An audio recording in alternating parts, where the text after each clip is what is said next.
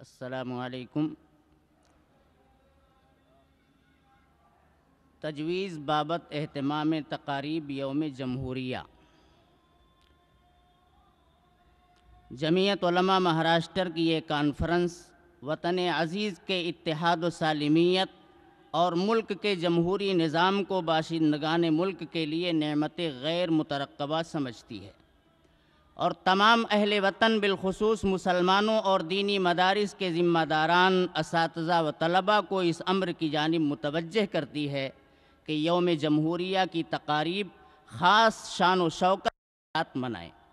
26 जनवरी को मदारिस व मकातिब के अहाता में एहतमाम के साथ कौमी झंडा लहराया जाए और इस मुल्क की आज़ादी और इसके जमहूरी निज़ाम को उस्तवार करने में मुस्लिम दानिश्वरों और जमीयत उलमाए हिंद के रहनुमाओं ने जो नाकाबिल फ़रामोश खिदमात अंजाम दी हैं, इससे नई नस्ल को बाखबर किया जाए। उठ कि अब बज़्म जहाँ का और ही अंदाज़ है, मशरिक़ व मग़रिब में तेरे दौर का आगाज़ है। मैंने ये तजवीज़ पढ़ी और उम्मीद करता हूँ कि आप हज़रात इसकी भरपूर तायीद करेंगे।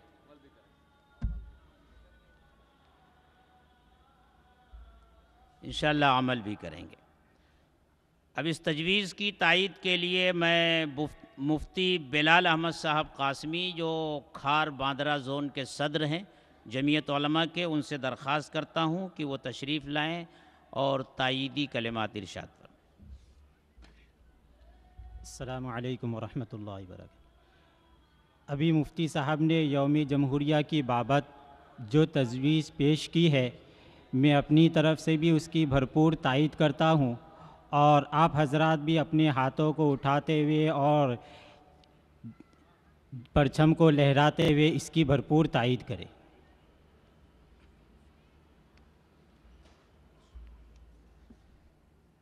इस इलाके की एक मोहतरम शख्सियत, बल्कि हम सब की मोहतरम शख्सियत, पूरे बम्बई के लिए मौलाना महबूबुल्लाह साहब कासमी, जो पाइप रोड, कहाँ के इमाम हैं, कौन सी मस्जिद है? मौलाना महबूबुल्लाह साहब जो नूर मस्जिद डोंगरी के इमाम हैं, हज़रत क़ारी वलीउल्लाह साहब के साहबजादे हैं और उस ज़ोन के जनरल सेक्रेटरी हैं। मैं उनसे दरख्वास्त करता हूं कि वो तशरीफ़ लाएं और इस तजवीज़ की तायीद फरमाएं।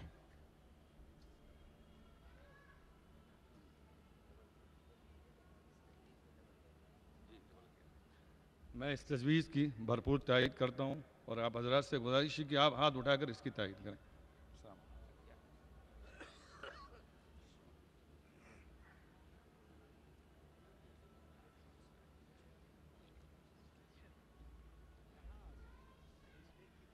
माशाअल्लाह, बड़ी ख़ूबसूरती के साथ आज का ये प्रोग्राम कामयाबी के साथ अपनी अगली मंजिल तक बढ़ रहा है। हमारे स्टेज पर मुख्तलिफ़ मज़ाहिब के रहनुमा तशरीफ़ रखते हैं और कुछ तशरीफ़ ला रहे हैं। ट्रैफिक में वो फंसे हुए हैं, अनकरीब ही वो पहुंचने वाले हैं।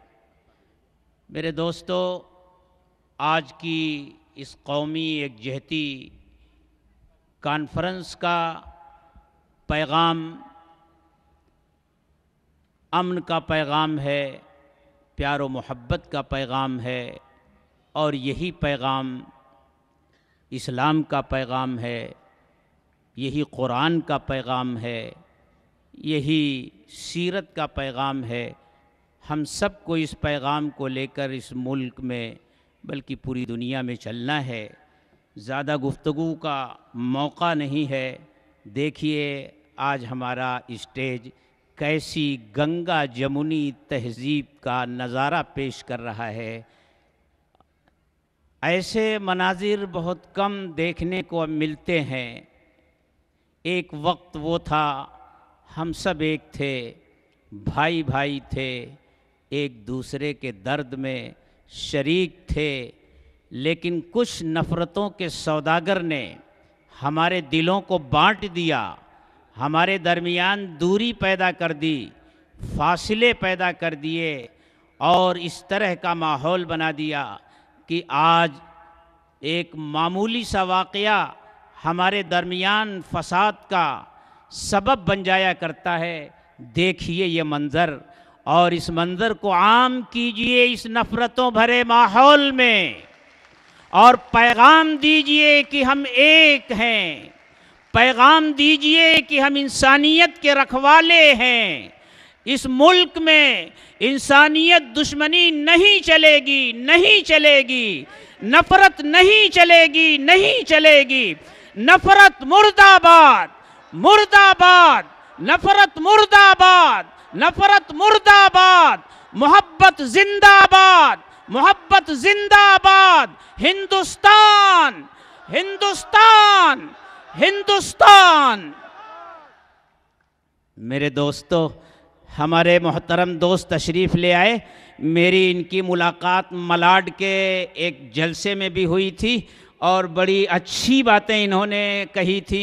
इंशाअल्लाह इनकी प्यारी प्यारी बातें आज आप भी सुनेंगे और लुत्फ़ उठाएंगे। जब दिल में मोहब्बत होती है तो ज़ुबान से भी फूल झड़ते हैं, दिल में कदूरत होती है तो ज़ुबान से भी कांटे ही निकलते हैं। ये मोहब्बतों का फूल लेकर के हमारे दरमियान आए हैं और मोहब्बत का पैगाम देने आए हैं। मैं उनसे वक्त आने पर दरख्वास्त करूँगा, लेकिन उनसे पहले हमारे स्टेज पर सिख धर्म के एक बड़े शख्स तशरीफ़ लाए हैं, श्री सुरजीत सिंह खंगर साहब। काफ़ी देर से वो स्टेज पर रौनक अफरोज़ हैं। अब मैं बड़े अदब और एहतराम के साथ उनसे दरख्वास्त करता हूँ कि आइए और प्यार के प्यासे, मोहब्बत के प्यासे इस मजमे को आप अपने मोहब्बत भरे बोल से माला माल कीजिए।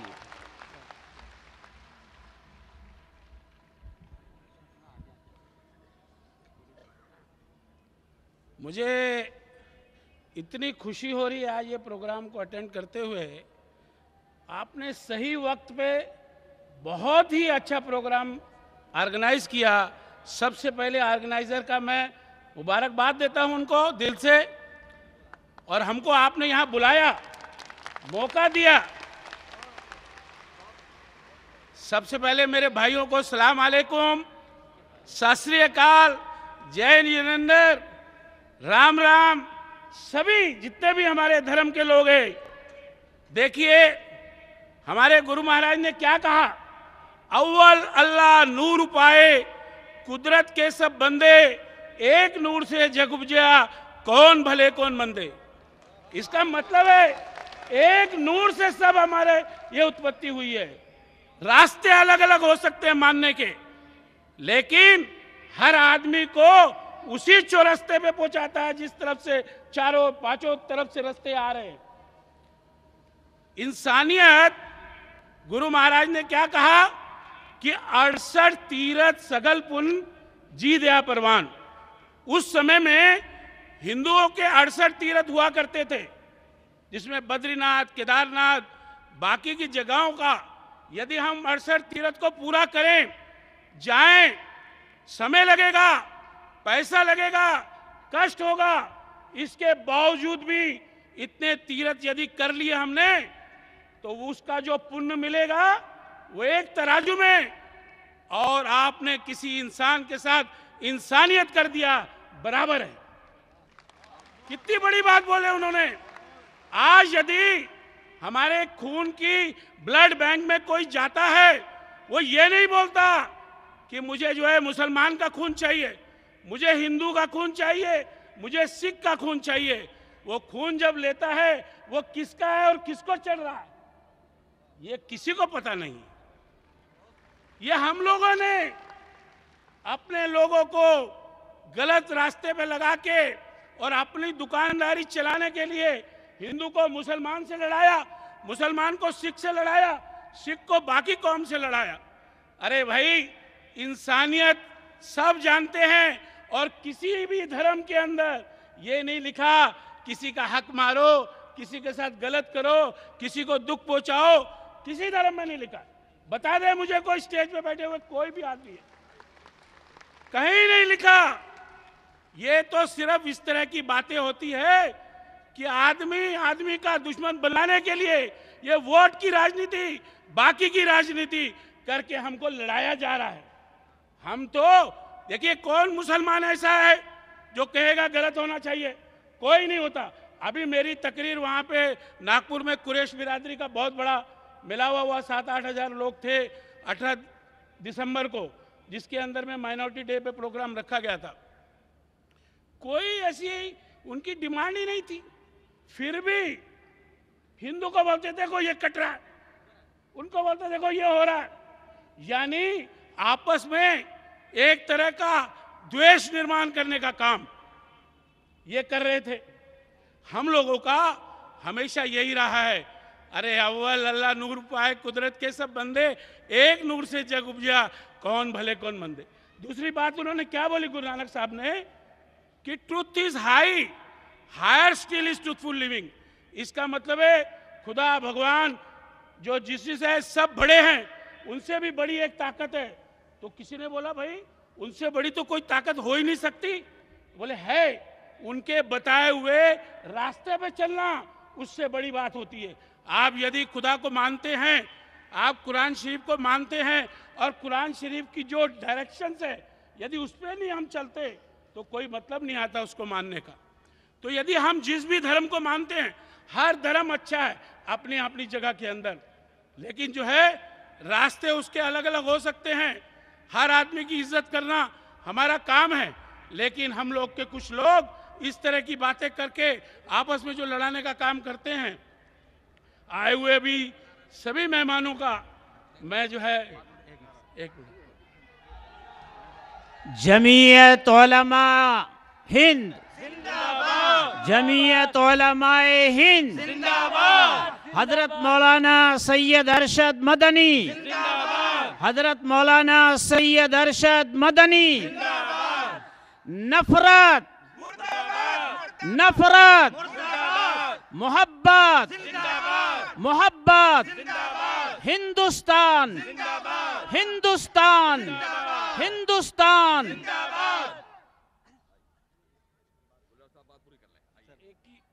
एक ही मिनट के अंदर मैं अपनी बात को पूरी करूंगा।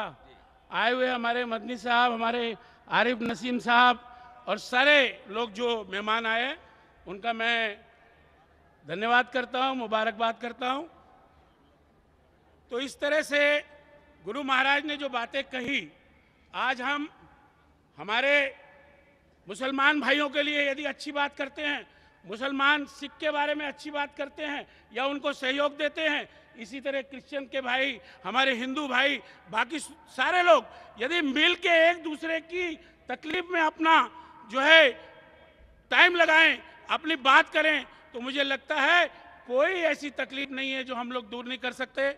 मैं आज आके मुझे बहुत ज़्यादा यहाँ पे खुशी हुई कि आप लोगों ने हम लोग के धर्म के बारे में भी जो अच्छी बातें हैं वो आपको बताने के लिए मुझे यहाँ मौजू किया। मैं आप सबका बहुत बहुत शुक्रिया अदा करते हुए और आपको सत श्री अकाल बोलते हुए और खुदा आपको हर चीज़ से नवाजे ये बोलते हुए अपने शब्द को समाप्त करता हूँ। जय हिंद, जय भारत, खुदा हाफिज़।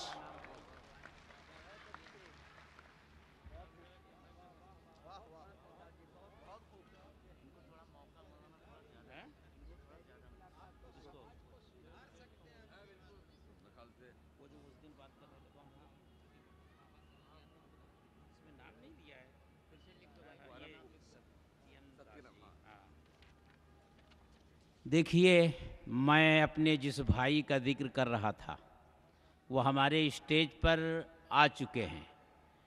अभी हमारे सुरजीत सिंह भाई ये कह रहे थे कि जब किसी को खून की ज़रूरत होती है, अस्पताल में जाता है या बैंक में जाता है, तो वो ये नहीं कहता कि मुझे मुसलमान का खून चाहिए, मुझे हिंदू का खून चाहिए, मुझे ईसाई का खून चाहिए या मुझे सिख का खून चाहिए। वो कहेगा कैसे? क्योंकि हम सबका खून तो एक ही है। अल्लाह के रसूल ने फरमाया कुल्लुकुम मिन आदम व आदम मिन तुराब, तुम सब आदम की औलाद हो, तुम सब की रगों में बहने वाला खून हजरत आदम का ही खून है। खूनी रिश्ते से, इंसानियत के रिश्ते से तो तुम सब भाई भाई हो, तो खून में तकसीम हो ही नहीं सकती। इसलिए कैसे कोई कहेगा कि मुझे इसका खून चाहिए उसका खून नहीं चाहिए। बड़ी प्यारी प्यारी बातें कहकर वो गए और आपको ये पैगाम दे गए। अल्लाह करे ये पैगाम हम सब के दिलों तक पहुँचे और इस पैगाम को लेकर हम मुल्क के गोशे गोशे में पहुँचें और प्यार व मोहब्बत का माहौल बना दें और नफ़रतों के माहौल को ख़त्म कर दें। मेरे दोस्तों, मैंने अर्ज़ किया था कि कल मलाड में, परसों मलाड में इस इजलास की तैयारी के सिलसिले में हमारा एक प्रोग्राम था। उसमें हिंदू धर्म के हमारे मोहतरम तशरीफ़ लाए थे। हमने उनसे दरख्वास्त की थी, आज वो अपने कुछ साथियों के साथ यहाँ आए हुए हैं। हम चाहते हैं कि उनकी प्यारी प्यारी बातें आप भी सुन लें और उसका लुत्फ़ उठाएं और देखें कैसे कैसे लोग इस मुल्क में रहते हैं। यहाँ की अक्सरियत प्यार व मोहब्बत चाहती है और प्यार व मोहब्बत फ़ितरी चीज़ है। उसी फ़ितरी पैगाम को लेकर जमीयत उलमा उठी है और जमीयत उलमा के सदर मोहतरम हज़रत मौलाना अरशद मदनी दामद बरकातुहुम सफ़र करके यहाँ तशरीफ़ लाए हैं। इंशाअल्लाह आज लकड़ा वाले इस मैदान से कौमी एकजहती का जो पैगाम गूंजेगा वो सिर्फ महाराष्ट्र में नहीं बल्कि पूरे हिंदुस्तान में गूंजेगा और इसकी आवाज़ बाज़गश्त पूरी दुनिया में सुनाई देगी इंशाअल्लाह। अब मैं गुजारिश करता हूँ श्री सत्यन दास जी से कि वो पधारें और अपनी प्यारी प्यारी बातों से हम सब का दिल वहाँ भी मोह लिया था इन्होंने, यहाँ भी वही प्यारी प्यारी बातें करें।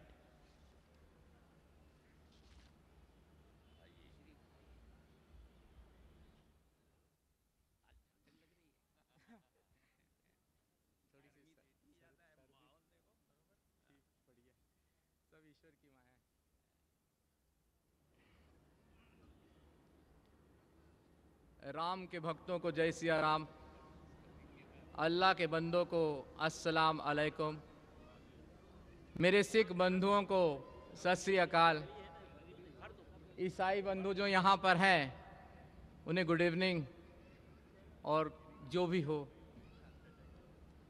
आज हम यहाँ इकट्ठा हुए हैं कौमी एकता पर बोलने के लिए। हमें सिर्फ बोलना नहीं है, थोड़ा सा आगे हो जाइए आवाज़। अच्छा, हमें सिर्फ बोलना ही नहीं है, खाली भाषण ही नहीं देना है। पता चला ये एक मीटिंग की और फिर हम यहाँ से चले गए अपने अपने घरों को और भूल गए कि हम किस मकसद से यहाँ इकट्ठा हुए थे। ये बहुत बड़ा काम है। और आज दोपहर में एक प्रेस कॉन्फ्रेंस थी, उसमें मैंने नोट किया कि हमारी से दुगनी उम्र के एक पीर फकीर मौलाना, आदरणीय मौलाना मदनी साहब जी इस उम्र में भी एकता के लिए, कौमी एकता के लिए, अपने देश के लिए इतनी जद्दोजहद कर रहे हैं, तो मैं अपने आप को अपनी नज़रों में शर्मिंदा भी हो गया थोड़ा सा। इतनी बड़ी उम्र में भी वो कौम के लिए और आप लोगों के लिए पूरे विश्व में, पूरे देश में घूम घूम कर जो काम कर रहे हैं, शायद उतनी उम्र तक मैं पहुंच भी ना पाऊं, लेकिन उनका जज्बा देखकर मेरे रोंगटे खड़े हो गए। तो हमारा देश, भारत देश वैसे तो पूरे विश्व में मशहूर है यूनिटी इन डाइवर्सिटी के लिए, अनेकता में एकता के लिए। हम लोग बोलते हैं कि बेस्ट एग्जाम्पल है, India is the best example for unity in diversity. But do we realize this thing? लेकिन हमें इस चीज़ का एहसास कभी होता ही नहीं। हमारे देश को दुनिया के लोग कहते हैं कि भारत दुनिया की सबसे बड़ी डेमोक्रेसी है, अनेकता में एकता की सबसे बड़ी मिसाल है। लेकिन हम हमारे देश में क्या है? हम हिंदू हैं, मुसलमान हैं, सिख हैं, ईसाई हैं, बंगाली हैं, गुजराती हैं, मारवाड़ी हैं, पंजाबी हैं, लेकिन हिंदुस्तानी नहीं है। हिंदुस्तानी हम तब होते हैं जब हम हमारा देश छोड़कर विदेश जाते हैं। वहां ना कोई बंगाली है, ना कोई गुजराती, ना कोई मराठी, ना कोई पंजाबी मेरी तरह, लेकिन सब वहां पर हिंदुस्तानी हैं। और हमको यह हिंदुस्तानी का जज्बा लाना पड़ेगा। और इस जज्बे के लिए हमारे पास दो हथियार हैं, एक तो इंसानियत और दूसरा प्रेम। धर्म से भी ऊपर उठ के हमें कुछ काम करना पड़ेगा, वरना हम इस धर्म के चक्कर में पड़ के पहली ही सीढ़ी पे खत्म हो जाएंगे।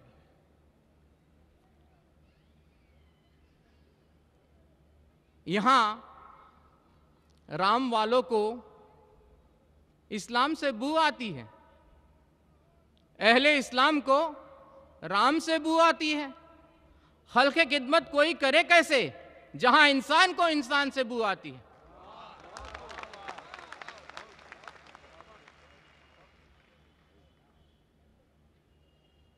मैं तो उस दिन का इंतजार कर रहा हूं। गालिब का एक शेर है जिसे मैंने तोड़ मरोड़ के, मैं ज्यादा जानकार नहीं हूं, आप लोग तो बहुत ही धन्य और इंटेलेक्चुअल क्राउड हो, लेकिन मैंने भी थोड़ा तोड़ मरोड़ के अपने हिसाब से बनाया है उसको कि जाहिद नमाज पढ़ने दे मंदिर में बैठकर, मेरी निगाहों में खुदा यहां भी है, क्यों नहीं हम पढ़ सकते हैं? अगर हम मंदिर में भी अल्लाह का नाम लें तो उसका कोई हर्ज नहीं है। जिस तरह हमें मंदिर में अल्लाह के नाम की गूंज उठानी है, उसी तरह हम मस्जिदों में भी राम का आदर करें, उसके नाम का सत्कार करें, तभी ये एकता बनाई जा सकती है। ये बहुत बहुत कठिन काम है, लेकिन नामुमकिन नहीं है। जब इन जैसे महापुरुष जो रब स्वरूप हैं,